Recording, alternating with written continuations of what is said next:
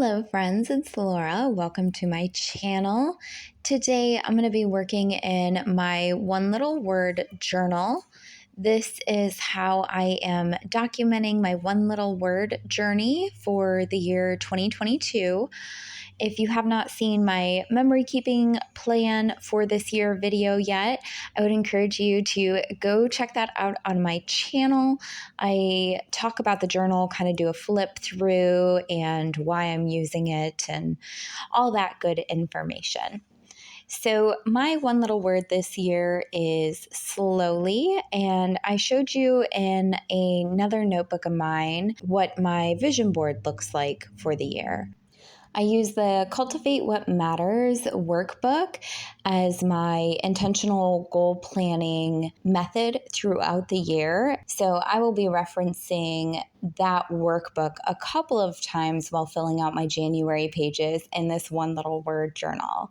Right now, I am decorating the intro page here where it has space to put your one little word. So I wrote my one little word slowly down and I went back over it with a thicker pen because the first one was a very thin one and I felt like it just didn't have the impact I wanted.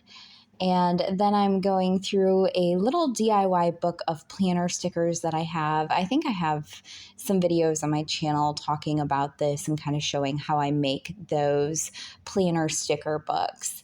And I used up a lot of the black and clear florals from that sticker book on my entry page here. And I absolutely love that because, again, if you have not seen that goals and memory keeping for this year video that I have on my channel, I really want to focus on using up the things that I have.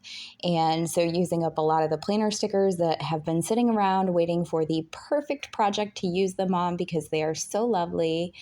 I finally used them today and that feels awesome. So I am going through some of the pictures here. I showed you my vision board in my workbook at the beginning of this video, and you could see there were a lot of photos on that vision board. So what I did for this vision board in my one little word journal was pick a few photos because there's only spots for 6 photos here. I tried to choose ones that kind of had a different focus. So one was like my memory keeping plan for this year. One showed my hopes for my workspace. Another showed my focus on like slow and intentional living and being in the garden. And then I had a really beautiful quote or two. And then I also had a photo of a gorgeous closet there with wood shelves. And that relates to my goal of really making our house feel like a home. I mean, it's been our home for 8 years and it's wonderful, but it is very much a 90s builder grade home. And so one of the ways I really want to focus on making it feel more like a forever home for me and for us is to upgrade a lot of the builder grade things into more craftsmanship items that add character to a home and warmth and all that good stuff. So I loved those wood shelves, and we've got lots of closets in our home that have those horrible builder grade wire rack shelves. And yeah, this is just a little photo that encourages me that we can add character to our current home. It doesn't mean that we just need to move and get a new home altogether, which is kind of where my mindset was last year. So I'm taking some time to fill out all my writing here. I've got my definition for my word. I pulled out lots of different definitions. I had them written on the Notes app in my phone, so I referenced that while writing all this down. And of course, there's a spot for the reason behind choosing that word. And I also added like a quote and just some thoughts about this one little word. And then underneath of the vision board there's a spot to write down some of your inspirations that you might want to reference throughout the year. So I only had one at this particular moment in time, and this is something I struggle with, is feeling like, oh, this is one of the first pages in the book. I need to fill up the book chronologically. And that's just not how it works sometimes. Like, I only had one thing that I really wanted to reference moving forward in regards to this topic. And so I wrote that down, and just giving myself space and time and really embracing that word slowly, and understanding that there is room for me to fill out the other spots of that journaling later as I find more things that I want to reference in regards to my one little word. But it's okay to leave that spot blank for now and, only fill in the one thing that I had. Next, there's a page that has an overall view of a monthly portrait and intentions. So I think there's like two different pages. One, you can put down your monthly photos and intentions, and then it has all 12 months on the 2-page spread. And then another one has a spot for just your goals or intentions for that month on a 2-page spread. So I add my January self-portrait to that page and also write down some of my goals. And then I flip back to the title page and I start sprinkling in all of these gorgeous clear stickers that I love, that I have not been hoarding, but I have had them for a while and they are so beautiful. I hadn't found the project I wanted to use them on yet. And I used them today, all those beautiful little stars and sprinkle bits, and I sprinkled them around the border of my page with all of those black florals that I had already put down. And then I'm going through some of the January pages here, and there is a gorgeous quote page that I added a big photograph next to, and that's a photograph I took in January. And I leave a spot on that page to do some journaling about what that photo meant, and also to do like a kind of overview of moments in January that correlated with my one little word, or that reflected my one little word being in motion and being lived out.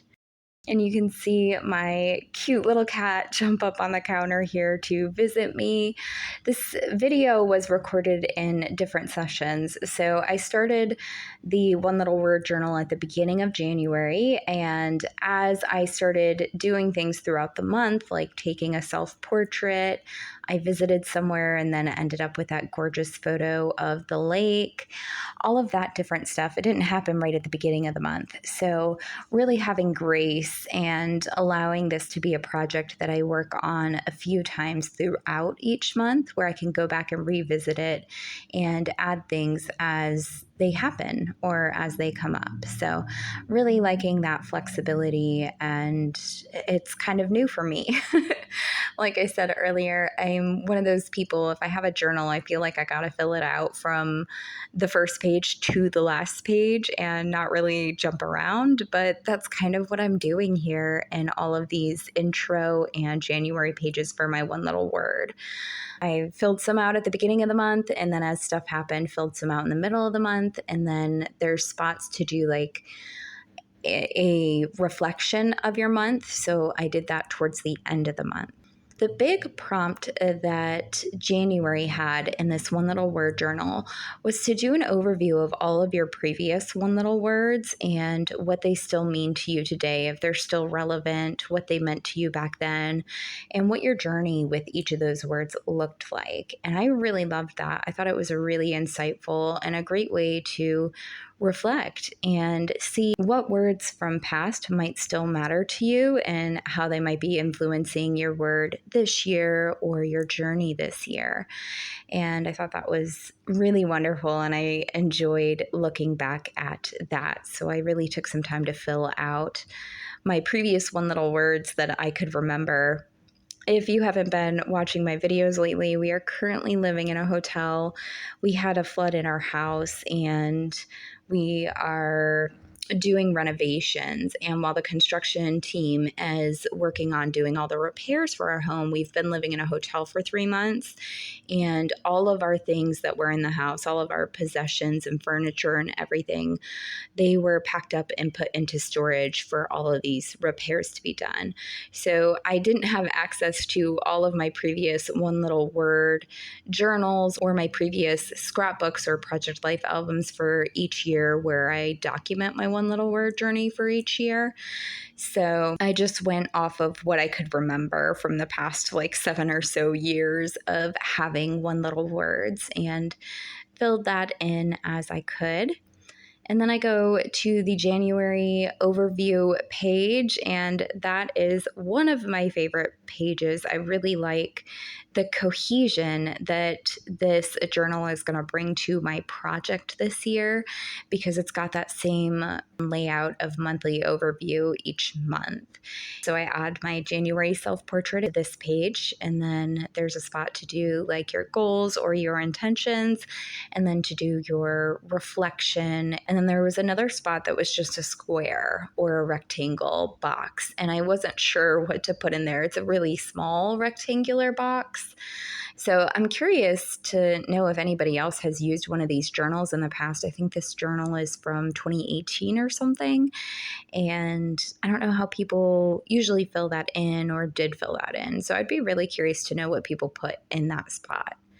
And then on the page right across from that monthly overview page, there's a blank page with a grid background on it. And I used that to create these really messy icons that said invite and let go. And those are normal prompts throughout the one little word workshop each year that are part of your setting up of your one little word project, the things that you want to invite into your life this year and the things you want to let go of. So I took a whole page to fill that out, and I will end up changing it later, but for now it's in lots of different colors. But I didn't really love the style of it. I think it would have looked a lot better in black and white now that I'm looking throughout these pages. I think it would have been a lot more cohesive with the style. So I will go back over that page and put white paper over those columns and fill it back out with black ink. I flip back to my vision board spread and I add some stickers to that page, some beautiful rose gold stickers, some quote reminders. January was really a struggle for me. I think my grief hit really hard. I lost my beautiful girl dog back in September, and she was my whole world. I felt like January was a month where the grief hit me really hard, really sad and heavy much of the month. And so I added some encouraging quote stickers to that page, like one step at a time, and just some beautiful reminders. So that's how my one little word January pages turned out. I hope you've enjoyed this process video.